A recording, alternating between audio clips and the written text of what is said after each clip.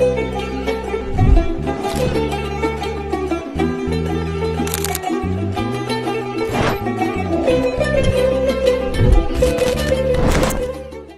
আলাইকুম everyone, welcome to my new channel. আজকে আমি আপনাদের সাথে শেয়ার করব বাড়িতে তৈরি মজাদার ও সুস্বাদু বিরিয়ানি রান্নার রেসিপি। প্রথমে নিয়েছি পরিমাণ মতো তেল, তারপর নিয়েছি পরিমাণ মতো পেঁয়াজ কুচি, তারপর পেঁয়াজ কুচিটা ভালো মতো ভেজে নেব। অল্প কিছুক্ষণ রান্না করার পর দিয়ে দেব তেজপাতা, সাথে দেব দারচিনি এলাচ দিয়ে দেওয়ার পর হালকা নেড়ে চেড়ে নেব। তারপর ঢাকনা দিয়ে কিছুক্ষণ ঢেকে দেব। ঢাকনাটা উঠিয়ে আবারও কিছুক্ষণ নাড়াচাড়া দিয়ে দেব পরিমাণ মতো আদা রসুন। অল্প কিছুক্ষণ নাড়াচাড়ার পর দিয়ে দেব বিরিয়ানির বাটা মশলা। বিরিয়ানির বাটা মশলাটা 3-4 মিনিট ভালো মতো রান্না করে নেব। তারপর দিয়ে দেব পরিমাণ মতো মরিচের গুঁড়ো দিয়ে দেওয়ার পর দিয়ে দেব পরিমাণ মতো লবণ। পরিমাণ মতো লবণ না দিলে খাবারের স্বাদ কমে যায়, তাই রান্নার মধ্যে লবণটা খুবই প্রয়োজনীয় একটি উপকরণ। তারপর মশলাটা কষানোর জন্য দিয়ে দেব সামান্য পরিমাণে পানি। এখন মশলাটা ঢাকনা দিয়ে ঢেকে দেব কিছু সময়ের জন্য।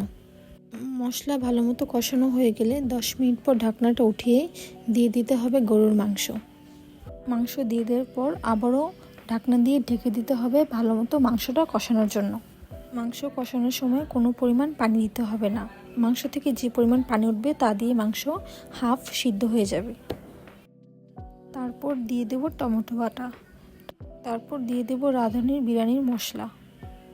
প্যাকেটের মশলা দিয়ে দেওয়ার পর দিয়ে দেব সামান্য পরিমাণ ধনিয়ার গুঁড়ো। তারপর মশলাটা ভালো মতো নাড়াচাড়া দিয়ে কিছুক্ষণের জন্য ঢেকে দেব। ঢাকনা উঠিয়ে সামান্য পরিমাণ পানি দিয়ে দেব যাতে মাংসটা 80% সিদ্ধ হয়ে যায়। এখন ঢাকনা দিয়ে ঢেকে দেব যাতে মাংসের পানিটা শুকিয়ে আসে। যখন মাংসের পানিটা শুকিয়ে ঘন হয়ে আসবে তখন দিয়ে দেব সামান্য পরিমাণ মটরশুঁটি দিলে বিরিয়ানির স্বাদটা দ্বিগুণ বেড়ে যায়। সাথে দিয়ে দেব 4টা কাঁচামরিচ। তারপর নাড়াচাড়া করে আবারও কিছুক্ষণের জন্য ঢেকে দেব। ঢাকনা ওঠানোর পর যখন দেখব মাংসটা সিদ্ধ হয়ে গিয়েছে তখন দিয়ে দেব পোলার চাল। এখানে রয়েছে 500 গ্রাম চিনি গুঁড়া পোলার চাল। 500 গ্রাম পোলার চালের সাথে দিয়েছি 2 মুঠ মুগ ডাল। এখন পোলার চালটা ভালোভাবে মশলার সাথে মিক্স করে নিতে হবে। পোলার চালটা ভালোভাবে মিক্স করার পর দিয়ে দেব ফুটন্ত গরম পানি। যখন পানিটা বলক চলে আসবে তখন ঢাকনা দিয়ে ঢেকে দিতে হবে। ঢাকনা উঠিয়ে আবার কিছুক্ষণ নাড়াচাড়া দিয়ে আবারও ঢেকে দিতে হবে। যখন বিরিয়ানির পানি 80% কমে যাবে তখন কিছু পরিমাণ ঘি দিয়ে দিতে হবে। বিরিয়ানিতে মাস্ট বি ঘি দিতে হবে। ঘি দিলে বিরিয়ানির স্বাদটা আরও দ্বিগুণ বেড়ে যায়। বিরিয়ানিটা যখন 90% হয়ে যাবে তখন চুলার মধ্যে একটি তাওয়া বসিয়ে 20 মিনিটের জন্য বিরিয়ানিতে দমে দিতে হবে।